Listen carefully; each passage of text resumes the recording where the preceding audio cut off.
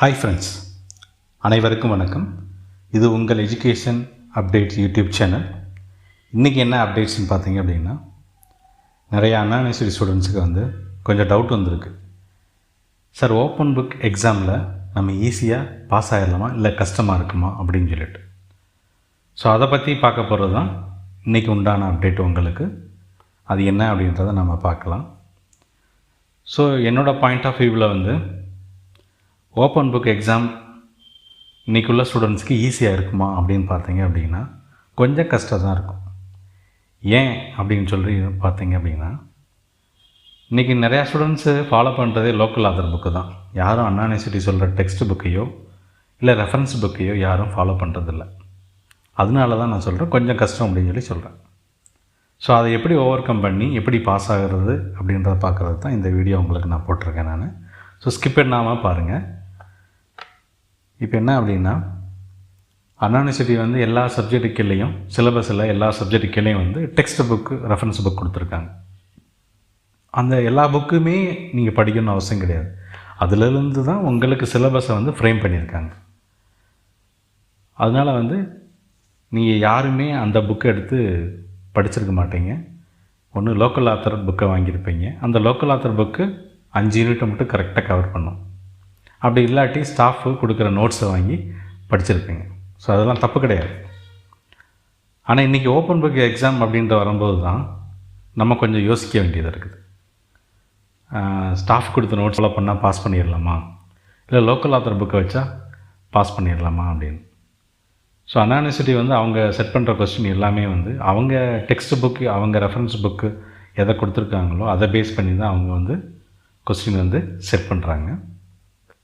So அதனால் local author book இல்லை நோட்ஸை base பண்ணி நம்ம பாஸ் பண்ணிடலாமா அப்படின்றது ஒரு டவுட்டு ஸ்டூடெண்ட்ஸுக்கு இருக்குது.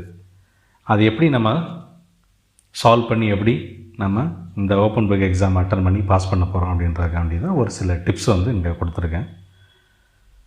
ஸோ என்ன அப்படின்னு பார்த்தீங்க அப்படின்னா, முதல்ல எல்லா ரெகுலேஷன் ஸ்டூடெண்ட்ஸும் நிறையா ரெகுலேஷன் இருக்கிறாங்க. 2008 regulation, 13 regulation, 17 regulation, 12 regulation, 1 regulation, 4 regulation, 10 regulation சொல்லிட்டு நிறையா ரெகுலேஷன் ஸ்டூடெண்ட்ஸ் இருக்கிறாங்க. உங்களுக்கு உண்டான ரெகுலேஷன் சிலபஸை டவுன்லோட் பண்ணுங்கள். டவுன்லோட் பண்ணிவிட்டு நீங்கள் எந்த சப்ஜெக்ட்லாம் எழுத போகிறீங்கன்னு சொல்லிட்டு அந்த சப்ஜெக்டை நோட் பண்ணுங்கள். நோட் பண்ணிவிட்டு அந்த சப்ஜெக்ட் கீழே டெக்ஸ்ட் புக் ரெஃபரன்ஸ் புக்கு அண்ணா யூனிவர்சிட்டி மென்ஷன் பண்ணியிருப்பாங்க. அந்த டெக்ஸ்ட் புக் ரெஃபரன்ஸ் புக்கை கலெக்ட் பண்ண பாருங்கள். ஸோ எப்படி கலெக்ட் பண்ணுறது? காப்பியாக கலெக்ட் பண்ணலாம். அதாவது நெட்டிலேருந்து நம்ம என்ன பண்ணலாம், டவுன்லோட் பண்ணலாம். இல்லை அந்த புக்கை நம்ம வச்சுருந்தோம் அப்படின்னா அந்த புக்கையை நம்ம வச்சு ரெஃபர் பண்ணிக்கலாம்.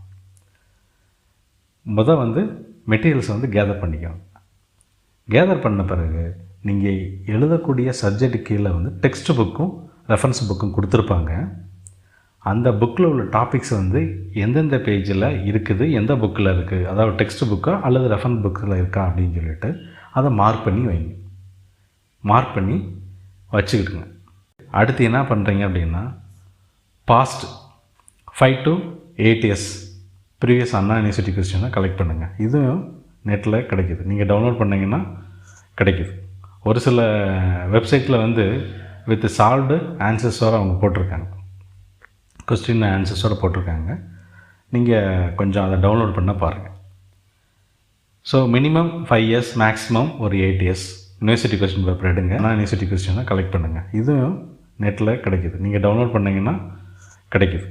ஒரு சில வெப்சைட்டில் வித் சால்வ்டு ஆன்சர்ஸோடு அவங்க போட்டிருக்காங்க. கொஸ்டின் ஆன்சர்ஸோடு போட்டிருக்காங்க.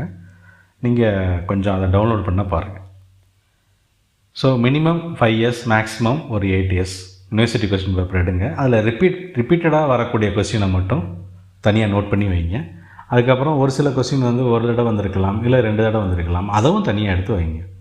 இதெல்லாம் எந்தெந்த பேஜில் இருக்குதுன்னு பாருங்கள். டெக்ஸ்ட் புக்கில் பாருங்கள், இல்லை ரெஃபரன்ஸ் புக்கில் பாருங்கள். உங்களுக்கு டெக்ஸ்ட் புக்லேயும் ரெஃபரன்ஸ் புக்லேயும் எந்தெந்த டாபிக் எங்கே இருக்குது அப்படின்னு சொல்லி முன்னாடியே நீங்கள் பார்த்து வச்சுருந்தா தான் ஓப்பன் புக்கு எக்ஸாம் அப்போ நீங்கள் ஈஸியாக அங்கே போய்ட்டு உங்களால் பார்த்து எழுத முடியும். எல்லோரும் என்ன நினைக்கிறாங்க, ஓப்பன் எக்ஸாம் தானே, கொஸ்டின் வந்த உடனே நம்ம புக்கை திறந்து எழுதிடலாம் அப்படின்னு. ஆனால் ஓப்பன் புக் எக்ஸாம் இது வரைக்கும் நீங்கள் அட்டன் பண்ணியிருக்க மாட்டீங்க. இது ஃபஸ்ட்டு டைம். அதனால் ரொம்ப கேர்ஃபுல்லாக நீங்கள் அட்டன் பண்ணணும். ஸோ அதுக்கு முன்னாடி எந்தெந்த சப்ஜெக்டில் எந்த புக்கை ரெஃபர் பண்ண போகிறீங்க, இந்த டாப்பிக்கெல்லாம் எங்கே இருக்குது, அப்படின்னு சொல்லி பாருங்கள். ப்ரீவியஸ் அன்ஆன்சர்டு கொஸ்டின் பேப்பர் எடுத்து இம்பார்ட்டன்ட் கொஸ்டின்லாம் நோட் பண்ணி வச்சுட்டு அதெல்லாம் எந்தெந்த பக்கத்தில் இருக்குது அப்படின்னு சொல்லி கொஞ்சம் பார்த்து வச்சுக்கோங்க. ரெண்டாவது, சிலபஸ் படி அந்த கொஸ்டின்ஸ்லாம் இருக்குதா அப்படின்னு பாருங்கள். அப்படி இல்லாட்டி நெட்டில் போட்டு கொஞ்சம் சர்ச் பண்ணி பாருங்கள். ஸோ நெட்டில் சர்ச் பண்ணும்போது தியரி ஓகே, சம்டைம்ஸ் தியரி சப்ஜெக்ட்டுக்கு வந்து ஆன்சர் வரும், நம்ம அதை பார்த்து கூட எழுதலாம். ஸோ ப்ராப்ளமேட்டிக்காக இருந்தால் என்ன பண்ணுறது, அது கொஞ்சம் யோசிச்சு நீங்கள் சால்வ் பண்ணணும். ஸோ ஒரு சில ப்ரீவியஸ் அன்ஆன்சர்டு கொஸ்டின்ஸ்க்கெல்லாம் ஆன்சர்ஸோட இன்றைக்கி ஒரு சில வெப்சைட்டில் உண்டு. அந்த வெப்சைட்டை நீங்கள் ரெஃபர் பண்ணி தயவுசெய்து அந்த கொஸ்டின்லாம் with answer, questions with answers அதை டவுன்லோட் பண்ணி ப்ராப்ளமேட்டிக் பேப்பருக்கு பாருங்கள். மேக்ஸ் சப்ஜெக்ட்டு என்னை கேட்டால் கொஞ்சம் ஈஸியாகவே இருக்கும் அப்படின்றது தான் என்னோடய பாயிண்ட் ஆஃப் வியூ. ஏன் அப்படின்னு பார்த்தீங்க அப்படின்னா, ஸோ மேக்ஸ் வந்து கொடுத்துருக்க சிலபஸில் தான் கொடுப்பாங்க. ஸோ பார்ட் சிலாம் வரல இது வரைக்கும். மேக்ஸை பொறுத்தளவில் 17 ரெகுலேஷன் ஸ்டூடெண்ட்ஸுக்குள்ளே பார்ட் சி வரல, பார்ட் ஏ பார்ட் பி மட்டும் தான் கேட்டிருக்காங்க. ஸோ ஒன்லி உள்ள வேல்யூஸ் மட்டும் மாற்றி கேட்குறதுக்கு வாய்ப்பு இருக்குது. ஸோ பேட்டர்ன் வந்து சேம் பேட்டர்ன் தான். உங்களுக்கு என்ன ஸ்டாஃப் வந்து என்ன சொல்லி கொடுத்துருக்காங்களோ, சிலபஸில் என்ன கொடுத்துருக்காங்களோ அதை தான் டீச் பண்ணியிருப்பாங்க. வேல்யூஸ் மட்டும் மாறுறதுக்கு வாய்ப்பு இருக்குது. ஸோ மேக்ஸை வந்து கொஞ்சம் ஈஸியாக பாஸ் பண்ணுறதுக்கு உண்டான வாய்ப்பு இருக்குது. அது என்னன்னு கொஞ்சம் பாருங்கள். இதெல்லாம் கொஞ்சம் நீங்கள் பார்த்து பண்ணீங்க அப்படின்னா முன்னாடியே நீங்கள் மெட்டீரியல்லாம் வாங்கி வச்சு எந்தெந்த சப்ஜெக்ட்டுக்கு எந்த டாப்பிக்கு எந்த புக்கில் இருக்குது அப்படின்றத நீங்கள் கொஞ்சம் பார்த்து வச்சுருந்தீங்கன்னா உங்கள் எக்ஸாமை நீங்கள் ரொம்ப ஈஸியாக பாஸ் பண்ணலாம்.